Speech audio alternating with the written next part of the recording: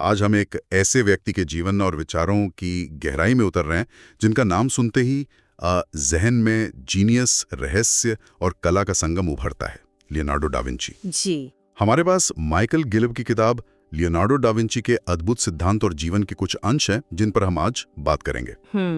तो आज की हमारी खोज का मकसद है लियोनार्डो के उस असाधारण दिमाग के अंदर झांकना, है ना, उन सिद्धांतों को समझना जिन्होंने उन्हें महज एक कलाकार नहीं बल्कि एक युग पुरुष बनाया। बिल्कुल। और हाँ, ये भी देखेंगे कि आज की भागदौड़ भरी जिंदगी में हम उनसे क्या सीख सकते हैं। सही कहा, क्योंकि अक्सर उन्हें हम सिर्फ पेंटर के तौर पर जानते हैं। हाँ वही, क्योंकि लियोनार्डो सिर्फ मोनालिसा या द लास्ट सपर बनाने वाले पेंटर ही नहीं थे, वो एक पॉलीमैथ थे। वनस्पति विज्ञान, शरीर रचना विज्ञान, संगीत, गणित, इंजीनियरिंग, आविष्कार, मतलब कितने सारे क्षेत्र थे। बिल्कुल। और ये जानना भी बड़ा दिलचस्प है कि उनके कई विचार और स्केच उनके समय से सदियों आगे थे। हाँ। सोचिए, आज हम जिन पैराशूट, हेलीकॉप्टर, यहाँ तक कि टैंक और मशीन गन जैसी चीजों को जानते हैं, उनकी शुरुआती कॉन्सेप्ट वो लियोनार्डो के नोटबुक में मिलते हैं। वो नोटबुक तो अपने आप में खजाना है। सच में उनकी अपनी कहानी भी कम असाधारण नहीं है। एक वकील पिता और एक साधारण खेतीहर लड़की की नाजायज संतान होने के नाते जी, उस जमाने के नियमों के चलते वे अपने पिता का पेशा नहीं अपना सकते थे, मगर देखिए कैसे उन्होंने अपनी राह खुद बनाई और इतिहास के पन्नों पर अमर हो गए। ये बात भी है। तो चलिए उन सिद्धांतों की बात करते हैं जिन्होंने लियोनार्डो की सोच को गढ़ा। लेखक ने इन्हें बड़े खूबसूरत इतालवी नामों से समझाया है। अब शुरुआत करते हैं स्फुमाटो से। सुनने में ही कितना रहस्यमयी लगता है ना? स्फुमाटो का मतलब ही होता है धुएं जैसा या धुंधला। ये लियोनार्डो की पेंटिंग की एक खास तकनीक थी, जहां लाइनें और सीमाएं एकदम साफ नहीं होती बल्कि हल्के धुंधले के मिली होती हैं। अच्छा, जैसे चीजें धीरे धीरे परछाई में गायब हो रही हों।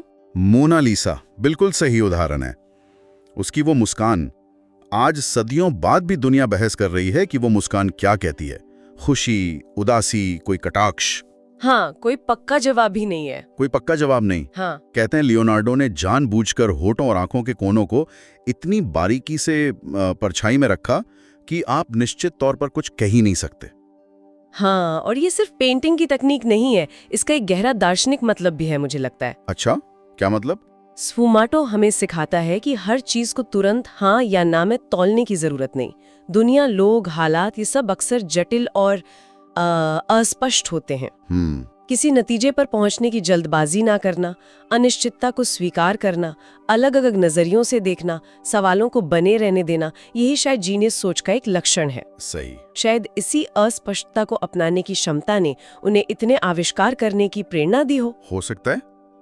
मोनालिसा की पहचान का ही मामला ले लीजिए, कितनी कहानियां हैं। हाँ, बहुत है।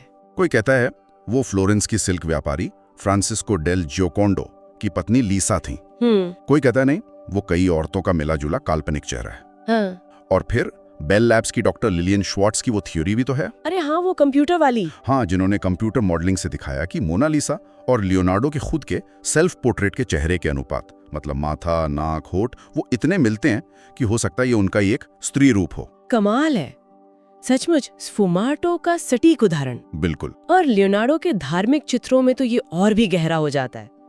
कहते हैं कैथोलिक चर्च उन्हें माइकल एंजेलो जितना भरोसेमंद नहीं मानता था। अच्छा, क्यों? क्योंकि वे बाइबल के दृश्यों की अपनी व्याख्या करते थे जो कभी कभी स्थापित मान्यताओं से अलग होती थी।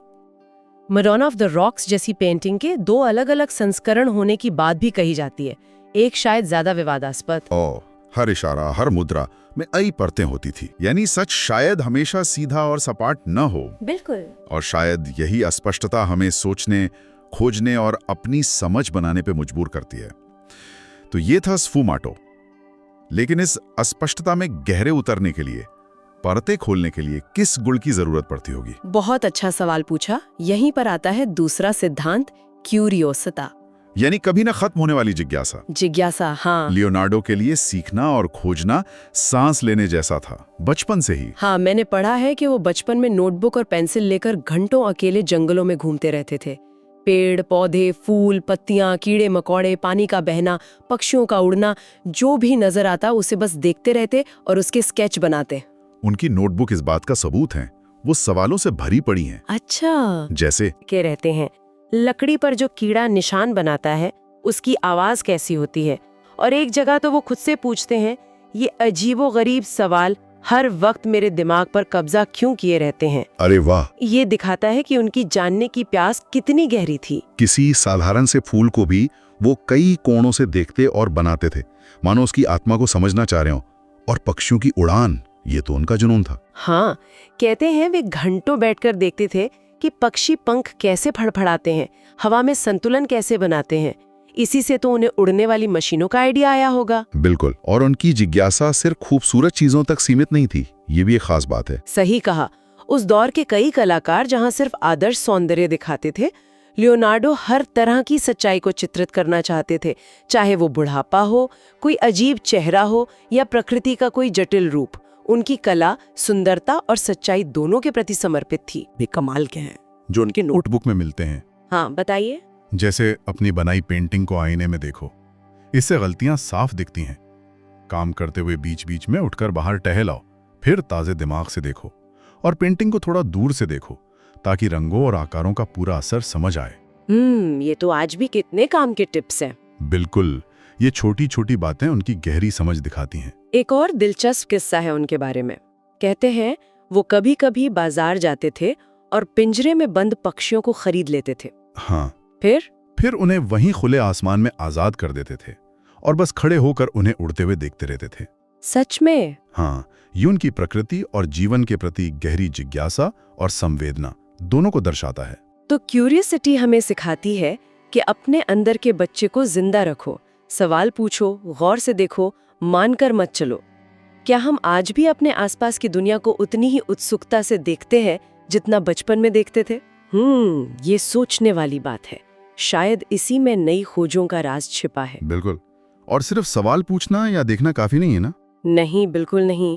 यहीं से हम तीसरे सिद्धांत पर आते हैं, डिमोस्ट्राजियोने, यानी अनुभव से सीखना, खुद करके देखना। हाँ, ये बहुत महत्वपूर्ण है, क्योंकि लियोनार्डो को बहुत ज्यादा औपचारिक स्कूली शिक्षा तो मिली नहीं थी। जी। उन्होंने सीखा अपने गुरु एंड्रिया देल वेरोजियो के स्टूडियो में काम करके। वो एक मशहूर पेंटर और मूर्तिकार थे उस समय के। हाँ, वरोखियो का स्टूडियो उस समय फ्लोरेंस में कला और कारीगरी का बड़ा केंद्र था। वहाँ लियोनार्डो ने सिर्फ पेंटिंग ही नहीं सीखी, बल्कि रंग कैसे मिलाना है, कैनवस कैसे तैयार करना है, कौसे की ढलाई मतलब ब्रॉन्ज कास्टिंग कैसे करनी है, मूर्ति कला की बारीकियां क्या हैं, ये सब उन्होंने खुद अपने हाथों से करके सीखा। अच्छा। वरोखियो ने ही उन्हें पेड़ पौधों, इंसानी शरीर और जानवरों की शारीरिक संरचना का अध्ययन करने के लिए प्रेरित किया। अनुभव पर बहुत जोर था उनका। और नतीजा, कहते हैं जब लियोनार्डो ने अपने गुरु वेरोचियो की पेंटिंग बैप्टिज्म ऑफ क्राइस्ट में एक छोटा सा देवदूत बनाया। हाँ, वो निचले बाएं कोने में। हाँ, वही। तो वो इतना शानदार था कि वेरोचियो ने उसके बाद पेंटिंग करना ही छोड़ दिया। अब ये शायद बड़ा चढ़ाकर कही गई बात हो। हाँ, हो सकता है, लेकिन एक्सरे विश्लेषण से कमाल की बात जरूर पता चली है। क्या? वो विश्लेषण वाकई दिलचस्प है। एक्सरे में वेरोचियो के ब्रश स्ट्रोक्स तो साफ दिखे, लेकिन लियोनार्डो के बनाए देवदूत पर उनके स्ट्रोक इतने महीन, इतने घुले मिले थे कि एक्सरे लगभग आर पार हो गई। अरे वाह! ऐसा लगता था मानो उन्होंने रंग नहीं भरा, बल्कि उस देवदूत में जान डाल दी हो। ये दिखाता है कि उन्होंने सिर्फ तकनीक नहीं सीखी थी, बल्कि उसे अनुभव से परिष्कृत किया था, एकदम मास्टर कर लिया था। और ये अनुभव सिर्फ कला तक सीमित नहीं था। मानव शरीर को समझने के लिए उन्होंने जो किया वो तो हैरान करने वाला है। बिल्कुल, शारीरिक संरचना की सटीक समझ के लिए उन्होंने उस जमाने में, जब ये बहुत मुश्किल और शायद विवादास्पद भी था, हाँ, हो गई, उन्होंने लगभग 30 मानव शवों का विच्छेदन किया, मतलब डिसेक्शन किया। जी। जानवरों का तो अनगिनत बार। 30 मानव शव? जी। और फिर उनके इतने विस्तृत और सटीक चित्र बनाए जो आज भी मेडिकल छात्रों के काम आते हैं। वो सिर्फ सुनी सुनाई बातों या पुरानी किताबों पर यकीन नहीं करते थे, बल्कि खुद जांच पड़ताल करके अपनी समझ बनाते थे। प्रकृति और अनुभव ही उनके सबसे बड़े गुरु थे। सोचिए, इस तरह की खोज के लिए कितना जुनून चाहिए। उस जमाने में शवों का विच्छेदन करना सामाजिक और धार्मिक रूप से कितना चुनौतीपूर्ण रहा होगा। ये वाकई उनके सीखने के जुनून को दिखाता है। सही कहा। और ये भी पता चलता है कि उन्होंने 42 साल की उम्र में खुद लैटिन सीखी थी ताकि वो पुराने क्लासिक ग्रंथों को पढ़ सकें। मेडिसिन, गणित, युद्ध कला पर भी खूब पढ़ा। सही कहा। वो प्रयोग करने से कभी नहीं डरते थे। उनकी कई कोशिशें नाकामयाब भी हुईं, जैसे द लास्ट सपर में इस्तेमाल की गई पेंटिंग तकनीक बाद में खराब होने लगी। हाँ, मैंने पढ़ा ये। लेकिन उनका मानना था अनुभव कभी गलत नहीं होता, और ये भी कि हर बाधा पक्के इरादे से चकनाचूर हो जाती है। विफलता उन्हें रोकती नहीं थी, बल्कि शायद और ज्यादा सीखने के लिए प्रेरित करती थी। क्या बात है। तो जिज्ञासा, क्यूरियोसिता हमें सवाल पूछने को कहती है और अनुभव, डेमोस्ट्रासियोने, हमें उनके जवाब खुद ढूंढने को। लेकिन इस अनुभव को और गहरा कैसे बनाया जाए? यहीं पर चौथा सिद्धांत आता है, सेंसाजियोने, सेंसेशन। अपनी इंद्रियों को तीव्र करना, उन्हें सचेत रखना। इंद्रियां, सेंसेस। हाँ, लियोनार्डो का मानना था कि ज्ञान का प्रवेश द्वार हमारी 5 इंद्रियां हैं: देखना, सुनना, सूंघना, चखना और छूना। हमें इनका भरपूर और सजग इस्तेमाल करना चाहिए। यानी सिर्फ देखना नहीं बल्कि गौर से देखना, सिर्फ सुनना नहीं बल्कि ध्यान से सुनना, हर चीज को महसूस करना। बिल्कुल। इसका मतलब है अपने अनुभव को पूरी तरह जीना, हर बारीक डिटेल पर ध्यान देना। इससे न सिर्फ हमारी समझ गहरी होती है, बल्कि हमारा दिमाग तेज होता है, फोकस बढ़ता है। जीनियस बनने के लिए अपनी इंद्रियों को साधना बहुत जरूरी है। और लियोनार्डो खुद इसका बेहतरीन उदाहरण थे। वो अपने आसपास के माहौल, पहाड़, झरने, बादल, जानवर, लोगों के चेहरे, उनके हाव भाव, हर चीज को अविश्वसनीय बारीकी से देखते थे। कहते हैं वो बहुत अच्छे कपड़े पहनते थे, अपने स्टूडियो को फूलों और इत्र से महका कर रखते थे। अच्छा। हाँ, और भोजन भी कम मात्रा में लेकिन खूबसूरती से सजाया हुआ और स्वस्थ लेते थे। वो जीवन के हर अनुभव को समृद्ध बनाना चाहते थे अपनी इंद्रियों के माध्यम से। और क्या आप जानते हैं कि वो एक कुशल संगीतकार भी थे? अरे हाँ, ये भी था। और उनकी आवाज भी बहुत सुरीली थी। कहा जाता है कि जब वो पहली बार मिलान के ड्यूक लुडोविको स्फोर्जा के दरबार में गए तो उन्होंने खुद अपनी बनाई हुई घोड़े के सिर के आकार की एक चांदी की वीणा ड्यूक को भेंट की थी और उस पर संगीत भी सुनाया था। कमाल है। ये तो मतलब मल्टी टैलेंटेड होने की पराकाष्ठा है। उन्हें इस बात का दुख भी था कि ज्यादातर लोग अपनी इंद्रियों का सही इस्तेमाल नहीं करते। हाँ, उन्होंने लिखा है इस बारे में। उन्होंने लिखा भी है कि लोग बस पेट भरने के लिए खाते हैं, स्वाद नहीं लेते, बिना सोचे बोलते हैं, बिना महसूस किए सुनते या छूते हैं। वो बस दुनिया में मौजूद हैं, जी नहीं रहे। ये बात आज भी कितनी सच लगती है ना? बहुत ज्यादा। हम अक्सर मल्टीटास्किंग या स्क्रीन में इतने खोए रहते हैं कि अपने आसपास की दुनिया को महसूस ही नहीं कर पाते। आखिरी बार कब हमने बारिश की बूंदों को सच में महसूस किया था, या सुबह की पहली किरण की गर्माहट को? ये सिद्धांत हमें जगाने की कोशिश करता है, अपनी इंद्रियों के प्रति संवेदनशील बनो, वर्तमान पल में जियो। बिल्कुल। तो हमने देखा अस्पष्टता को स्वीकारना, स्फुमातो, कभी ना खत्म होने वाली जिज्ञासा, क्यूरियोसिटा, अनुभव से सीखना, डेमोस्ट्रासियोने, और इंद्रियों को तीव्र करना, सेंसासियोने। ये सब मिलकर एक असाधारण सोच बनाते हैं। लेकिन एक और कड़ी है जो लियोनार्डो को अद्वितीय बनाती है। हाँ, और वो है 5वां सिद्धांत, आर्टिस जेंजा, यानी कला और विज्ञान का संगम, तर्क और कल्पना का संतुलन। ये दिलचस्प है क्योंकि लियोनार्डो बाएं हाथ से लिखते थे। हाँ, लेफ्टी थे वो, जिसे अक्सर रचनात्मकता या राइट ब्रेन से जोड़ा जाता है। उनकी मिरर राइटिंग की आदत भी मशहूर है। उनकी पूरी नोटबुक इसी शैली में लिखी है। हाँ, उल्टे अक्षरों में। लेकिन वो उतने ही महान वैज्ञानिक और तार्किक विचारक लेफ्ट ब्रेन भी थे। उनके लिए कला और विज्ञान 2 अलग-अलग दुनिया नहीं थी, बल्कि एक ही सिक्के के 2 पहलू थे। वो मानते थे कि दोनों एक दूसरे को बेहतर बनाते हैं। कैसे? उन्होंने मानव शरीर रचना, पानी के बहाव, पौधों की बनावट, प्रकाश और छाया का वैज्ञानिक अध्ययन किया और फिर उस ज्ञान का इस्तेमाल अपनी कला को ज्यादा यथार्थवादी, ज्यादा सटीक और ज्यादा प्रभावशाली बनाने के लिए किया। जैसे उन्होंने गणितीय सिद्धांतों और अनुपात का इस्तेमाल अपनी पेंटिंग्स और मूर्तियों की संरचना बनाने के लिए किया। वो सिर्फ महसूस नहीं करते थे, बल्कि नापते और गणना भी करते थे। हाँ, वो पूरे दिमाग का इस्तेमाल करने पर जोर देते थे। उनका मानना था कि विज्ञान के बिना कला अंधी है। अच्छा। जैसे कोई नाविक बिना कंपास के जहाज चला रहा हो। उन्होंने कहा कि एक कलाकार को इंसान की हड्डियों, मांसपेशियों, नसों की बनावट को समझना चाहिए, तभी वो एक जीवित इंसान का चित्र बना सकता है, ना कि सिर्फ लकड़ी का पुतला।